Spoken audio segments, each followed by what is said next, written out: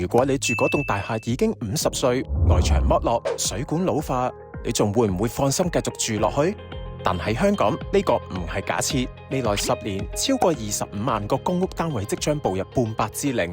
團結香港基金轄下公共政策研究院最新發表《香港房屋趨勢導航2026》，為大家拆解呢個迫在眉睫嘅挑戰。目前全港大約有79萬個公屋單位，當中約有1/3嘅樓齡已經超過40年。喺2015年，超過50年嘅單位只有15800個，但再過多10年之後，呢個數字會增加到258000個，係2025年嘅15倍有多。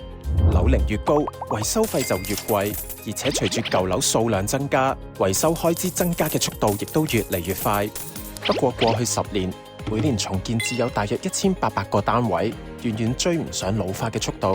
過去公屋重建最大嘅障礙就係居民搬遷期間難以安置。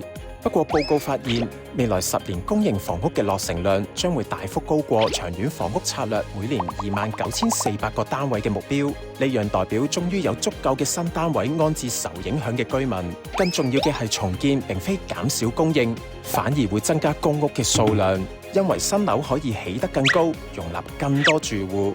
因此，報告提出3大建議：第一，預留10%到15%嘅新供應做安置資源；而餘下依然有90%新公屋可以用嚟編配俾輪候冊。第二，喺長遠房屋策略框架入面設立透明嘅重建配額，將重建納入制度化公營房屋供應框架之中。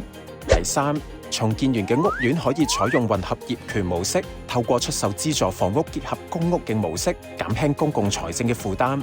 3管齊下，可以把握來之不易嘅重建機會。一句講晒，公屋老化係當前必須面對嘅挑戰，但未來10年公屋嘅供應增加提供咗一個緩衝期，正正為大規模重建打開咗一扇歷史性窗口。